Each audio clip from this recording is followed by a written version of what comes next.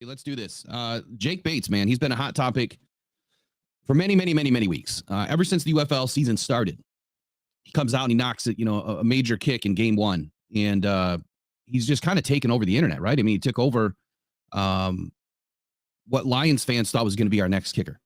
And I noticed something this week, hence the picture in the thumbnail, that currently the Lions only have 89 players on a 90-man roster. Headed into training camp, typically you're going to carry all 90, right?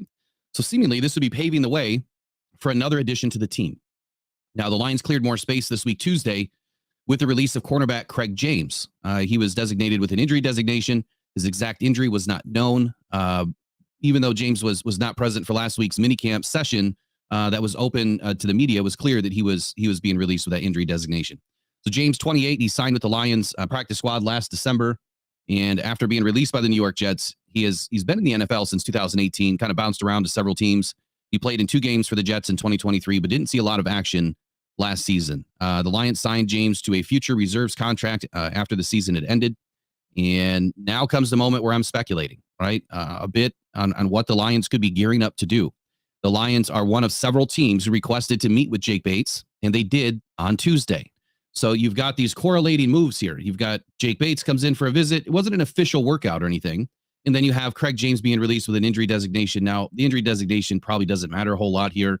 I do believe that if you're injured, you're injured. If you're going to get released because you're injured, it is what it is. It may not have much to do with what the Lions are considering. But at the same time, why didn't they fill that spot right away? They typically don't wait very long to fill an open spot on the roster. Again, so Jake Bates comes in on Tuesday, not an official workout, but the Lions at least had their first opportunity to speak with Jake Bates to see if there was a real fit here. We know that Brad Holmes and Dan Campbell are very high on, getting to know these guys. They have to understand who they are as a person, as a player on and off the field. And that is the first step. Jake Bates had an exceptional season as his first season kicking professionally, or even since high school even, was in 2024. And I feel that this is a major piece of information that really gets lost in translation. I mean, whatever media outlets are reporting on Jake Bates, I don't care who it is, CBS, ESPN, even local, Lions YouTubers, it doesn't matter who's talking about it. I think that we forget this guy hasn't kicked in a very long time, and he steps into his first season just banging these kicks from 60 plus yards. And I've heard criticism about Jake Bates missing a few kicks. And when I broke it all down, which I did this morning, I broke it all down to take a little bit of a deeper look at it and why this guy should get a shot in the NFL. If it's not with the Lions, it'll be with somebody. And we know that there's 4 other teams, or 4 teams total, at least we know of right now, that are interested in Jake Bates. So exceptional season, first season kicking professionally or since high school, with UFL Michigan Panthers. And I feel like, again, major piece of information here that kind of gets forgotten about. He has not kicked in a game since high school, or he didn't until, the season started this year. Jake Bates and his leg played hero for the Michigan Panthers right away, but not once, but twice this season. He started with a 64-yard field goal as time expired to give his Michigan Panthers a win on UFL's opening weekend in March. And then he followed that up with a 42-yard game-winning field goal to defeat Arlington in early May. Now, he had many more critical kicks throughout the season. He had plenty of important field goal makes, finishing 17 of 22 during the regular season, finishing second in points in the UFL with 51.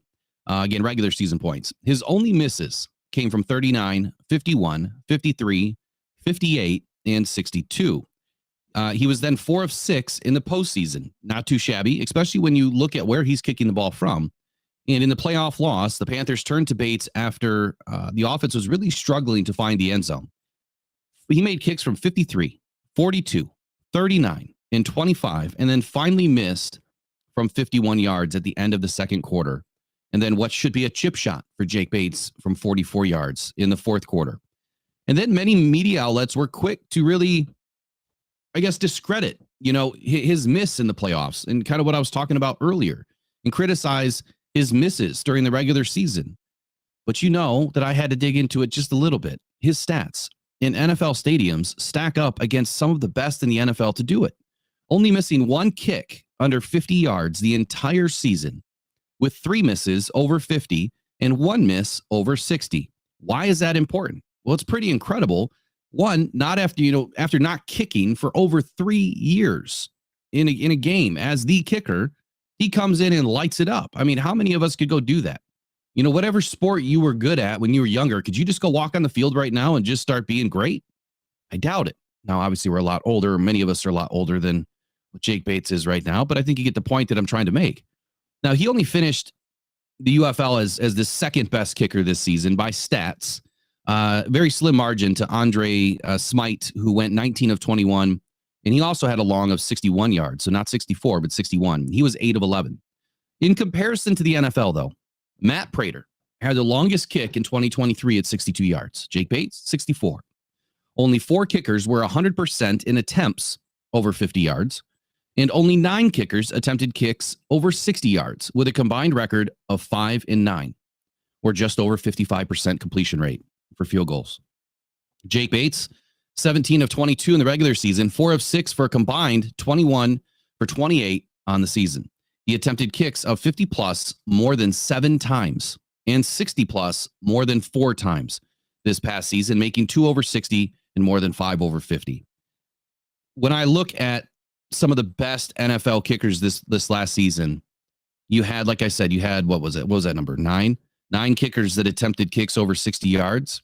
Well, Matt Prater, Jake Elliott, Joey Sly, Brandon Aubrey, and Harrison Bucker were the only ones that attempted and made a 60-yarder. Everybody else missed. So they only attempted 1, whereas Jake Bates attempted more than, 4, I think was the number I just wrote down. Yep. Let me back up here. I think it was 4 over 60, making at least 2. So he's got better stats overall. Now, obviously, he's not playing in NFL games. He's not going up against NFL talent. But I think being a kicker in the NFL is a little bit different. The timing is probably the only thing that really matters here, whereas, the players are bigger, faster, stronger, and they're going to get back, to the kicker a little bit quicker. But I think all of the timing, whether you're a kicker in the NFL, the UFL, college, it doesn't matter. That timing is pretty much the same. From snap to foot on the ball has got to be within that margin. And that margin is pretty much the same. They want the same type of get off right to the field goal. I don't know the exact seconds. I don't know how quickly they want it done, but it's pretty close when you compare the two. So again, currently the Lions only have 89 players on the 90-man roster. Are they paving the way for Jake Bates? Are they waiting? Are they waiting for an answer? Is there a possibility here? One thing that I wanted to bring up, and before I do, what is your overall thought on Jake Bates? And now that you've heard some of these stats and how they compare to the NFL kickers, where his stats are very, comparable, if not better. So here's my confliction now, I guess, if you will, with Jake Bates potentially making his way to the Lions roster. And this is not an indictment on Dan Campbell and Brad Holmes, but how they've mishandled the kicking position. Whether you want to call it mishandled or I really don't know what adjective to place on it. But if you were a kicker looking at the Lions organization saying, man, do I really want to go to that team that just never really has a clue as to what they want to do? They brought in, 8 kickers in the last 3 seasons, and they keep on going back and forth. Badgley, Patterson, I mean, it's always a circus when it comes to the kicking game. That would make me probably a little apprehensive about wanting to go to Detroit, knowing that it could just be a circus. Like, I could go in and probably beat out Badgley, and for some reason, Badgley's going to get the nod. To me, that would make me a little worried that maybe the Lions just don't know what they want to do. And I feel like this is the easiest position to figure out. I mean, if you have any sort of confidence in your kicker, that's your kicker. But if you don't have full confidence in your kicker, then you have to replace them. And you at least need to give somebody a shot. They're going to have ups and downs. They're going to have misses. The thing about Jake Bates that I think is also lost here in translation, he's a young kicker because he has not kicked a ton since college. So I think that there's a component there. If you were a GM or a coach and you say, okay, what about the factor of him still being very young and not having as much experience? And is that going to play a factor in front of 70,000 screaming fans? That could play a role too. But I think from the standpoint of his leg and his ability, Boom Boom Bates, I gave him that moniker right away because the kid, he's got a rocket launcher attached to his hip. And I mean, making 70-yard field goals, in pregame warmups or during practices, like it's no big deal with 5 yards left to go. You would love to have that sort of an opportunity sitting on the sideline. Like you said, you need a 63-yarder. You'd rather have a guy that has the leg. So I think that there's a few things here that need to be ironed out. There's a few wrinkles, for Jake Bates to make it to the Lions roster. I would love to say that I'm 100% confident that he wants to stay in Michigan, that he would love to stay, kicking in Ford Field where he's very comfortable already. I just think that there's this issue with the Lions being so wishy-washy with this position that maybe it's a little bit of a turnoff. Does that make sense? Am I making sense with it? Yeah. Yep. And you got to remember, like last year, Dallas took that kicker that nobody had ever heard of. He'd never like to have, blocked. And he came in and he was awesome last year. Yeah. So Tony, there's Tony Bonifero. You got to remember one kick was blocked. One kick was blocked. He didn't miss 5. He missed 4. And he kicked 6 field goals in one game. 6. Yeah. So I think he's done pretty well. And he got hurt. Yeah. Yeah. Andy was hurt. But shout out to Tony. You need to get your butt back on the show, my man. Got to figure your butt back on the blog here on Jake Bates. And, are they butt back on the show, my man? That'd be great. The fans would love to have the Canadian coach breakdown.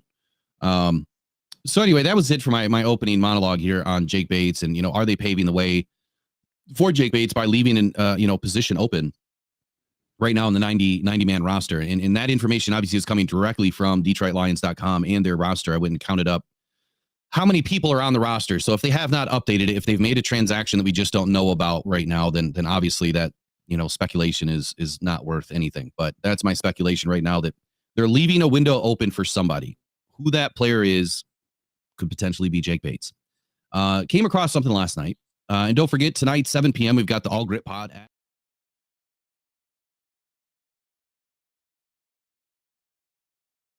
Oh, so hey, we got some breaking news. What's the breaking news? You want me to share it?